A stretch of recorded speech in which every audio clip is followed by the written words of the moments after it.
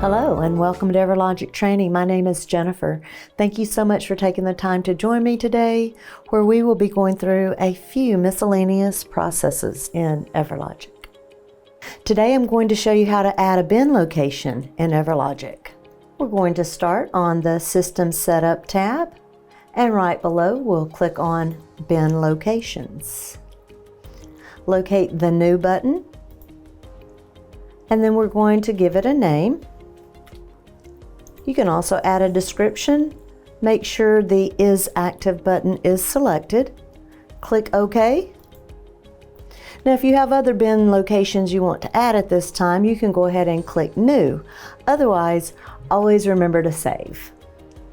Just keep in mind, when you're working on the System Setup tab, it may require that you log out of EverLogic and then log back in order for it to take effect. However, what you might want to do first is just jump over to the Home tab and click the Reload Lookup button, and that'll reload everything just so you can double check it. And the next thing we'll cover will be a quick quote. Now, the quick quote is available to you on the Sales Operations tab, and then click Quick Quote. There are 3 columns so that you can provide up to 3 quick quotes to a customer. Speaking of our customer, let's go ahead and add our customer. If you have a co-customer, you could add that in along with their phone number. Okay. And then we'll move on into the details of the quote itself, where we'll add a stock number, a description, the price. There is a spot here in case you want to give a discount. You have 2 spots to put up to 2 trades on a quick quote. We'll add in the allowance along with the payoff amount. And as we're doing this, you'll notice down below the estimated purchase price is being adjusted based upon the figures that we're placing in these fields. Include the down payment along with my tax rate, and then my APR and my terms. And then you'll notice at this point you'll also see an estimated payment that has been added at the bottom. You can print this out, share it with your customer so that they can make the decision on which unit they would like to purchase from you.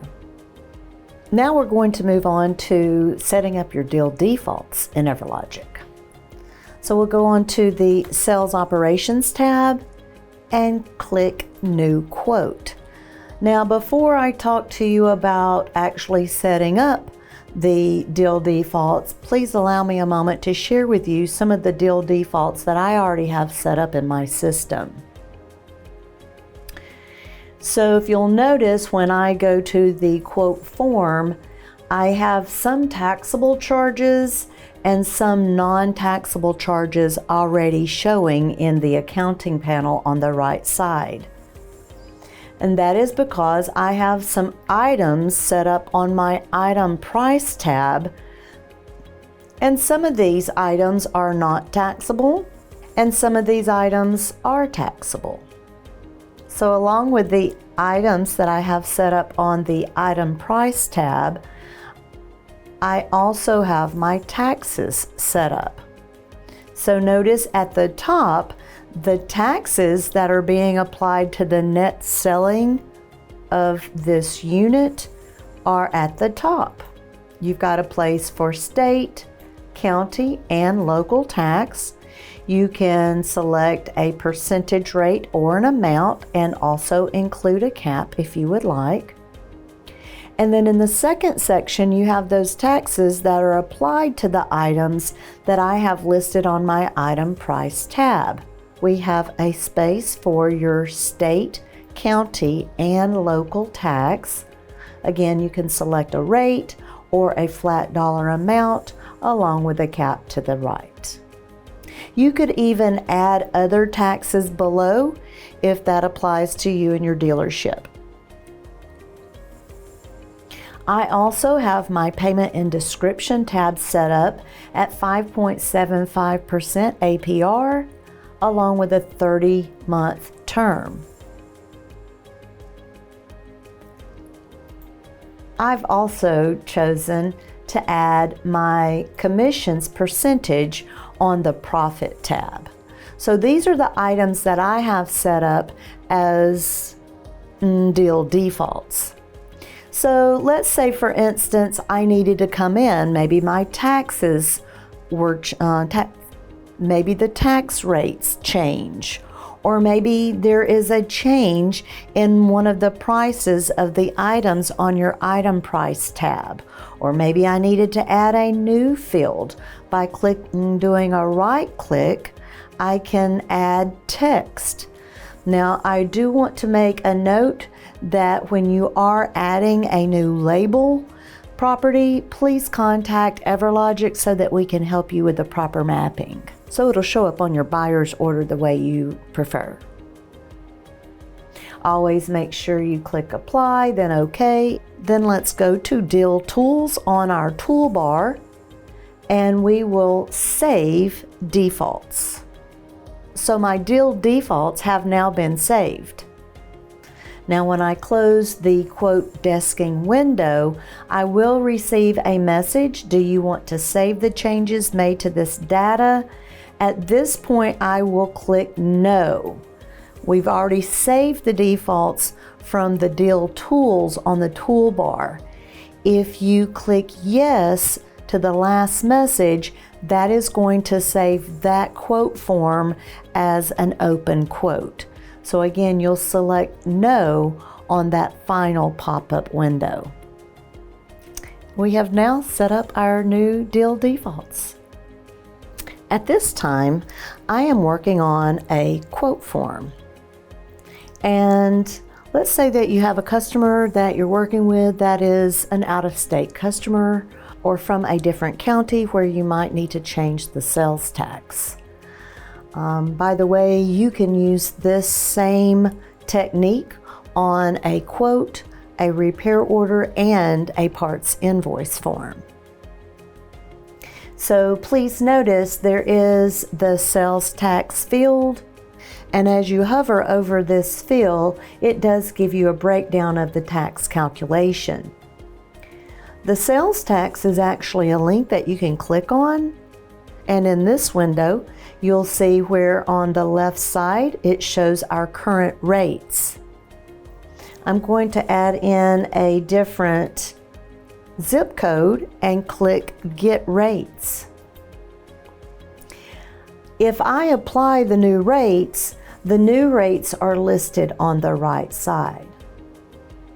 Now I can apply these rates to both the net selling of the unit along with the items on your item price tab, or I can just choose for the net selling of the unit or the items independently.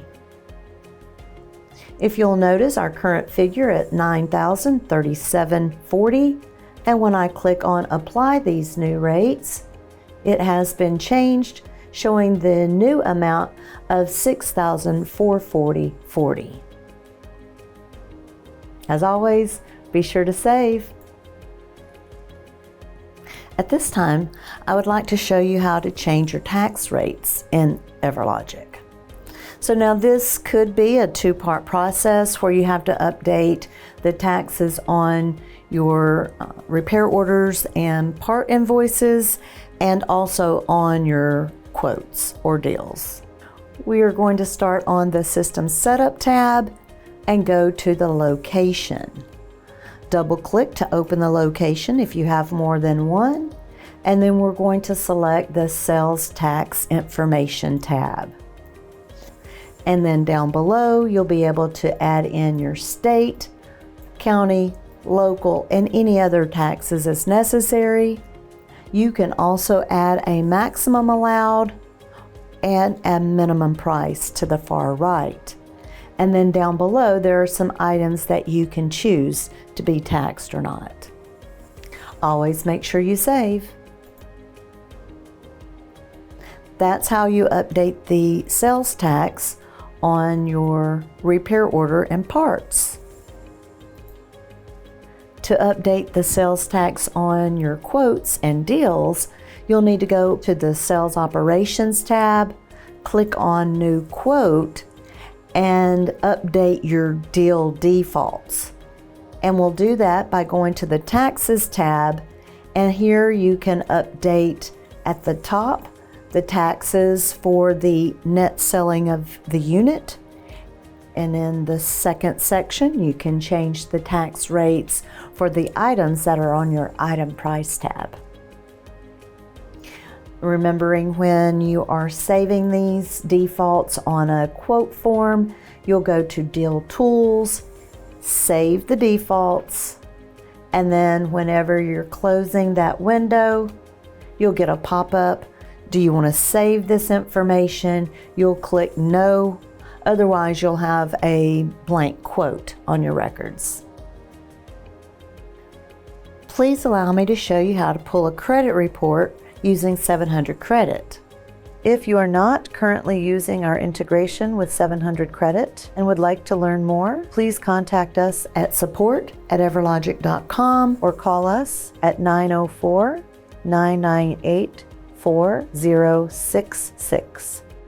I have my customer information on the customer record, and by clicking the pencil icon on the Employment Information tab, I have added the customer's Social Security number. Click OK and be sure to save. And then we'll click on the icon for 700 Credit and select Run a Credit Check. Please notice that I have all 3 credit bureaus selected. You can make a choice here. It is indicating I'm pulling the credit report for my borrower, and then I'll click the Request Report button, and then displays the information from the credit report. Simple as that. On occasion, you may have a customer that wishes to cancel a deal or maybe returning a unit. So let's take a look at what we have with our current quote form. As you'll see, this deal has been washed and posted. When you have a unit that is sold, on the vehicle inventory form, the status will show as sold, and right below you'll see the name of the customer along with the date that that deal was marked as delivered. So in order to undo the sale and repost the stock, there are a few steps that we'll need to follow. First, we will go to the Deal form under Deal Tools on your toolbar, and we need to first unpost the deal. We'll click Yes when we receive the message, do you want to use QuickBooks Online? Or you may be using QuickBooks Desktop, and then you'll receive a message indicating that the record was deleted from QuickBooks. The word posted will no longer show on your deal form. At this time, we'll go back to our vehicle inventory form, click on Tools from your toolbar, and select the option to undo sale and restock. At that time, please notice the customer information will no longer displayed as the status has now been changed back to in stock. Go ahead and click Save, and we can close that vehicle inventory form. Going back to my deal form, I'll click Save, and I receive the message that I am attempting to save information on a washed deal. The deal will need to be rewashed. Are you sure you want to save these changes? I'll click Yes. The word washed will no longer appear on your quote form. At this time, you may also want to change the status of your deal. maybe place it back into a quote only status, and then save. If your dealership offers independent service contracts, we can set this up in EverLogic as a new unit so that you can place it onto a deal for a sale. So what we will do is start on the Sales Operations tab and then click New Inventory. The bolded fields are the required items on this form. The stock number, we would suggest you consider using the customer's last name, followed by either SC or maybe an abbreviation for service contract. You'll select New, and Service Plan will be your type, the year. In the Make field, let's key Service. In the Model field, we'll key Contract. The selling price, we'll place at 0. We will be required to add at least one new vehicle itemized charge below. Let's select the type as Vehicle Invoice and set the cost at 0. We'll then click Save. When it comes time to sell that independent service contract, you'll set it up on a new quote form. You'll add in the customer's name, and when you look up the inventory that you've added, as I've just directed, you'll see the service contract shows. We'll then access the Item Price tab, remove all of the items that may be here in your system defaults, so these items are not added onto this sale. We'll then add in the price of the service contract in the field that is set for the service contract on the Item Price tab, and then click Save, and then go ahead and wash and post the deal as usual. There may be an instance where you need to refund a deposit on a deal or a portion of a deposit on a deal. So I'm going to show you how to do those transactions in EverLogic. So I have my quote desking form, and it indicates here I have $10,000 in deposits in the deposit field. The button to the far left, as I hover, this will show me my payments. So by clicking there, I see the $10,000 deposit. I'll then double click to open that deposit, and on this form I'll need to go to Copy and then click Return. Now please notice the amount has a negative symbol for the full amount. If I'm returning the full amount, I will then go ahead and process that amount. At this time, if you are only going to refund a portion of the deposit, you will make changes to the amount. Let's say we want to refund $5,000. I can then click the Add button if the payment was made by check or cash. If the deposit was made by a card, you would then click on the credit card icon and then click the option to process the refund. It's very important that you realize the refunds on a card will only go back to the original card used for the deposit. If the original card is not available, consider refunding via a cash or check. Please allow me to show you how to create and use a credit card convenience fee in EverLogic. Initially, it's a 4-step process. We will need to set up your dealership as a vendor, create a new part category, create the convenience fee as a non-stock part, and update your system rules. So we're going to start on the System Setup tab, and we're going to select Vendors. Click New. You'll then set up your vendor by selecting a type, as this is a bolded field and those bolded fields are required. And we'll select Supplier as the vendor type, and then your dealership name as the company name. Make sure the Is Active box is marked. We can add in a phone number and an address below, along with additional detail if you would like.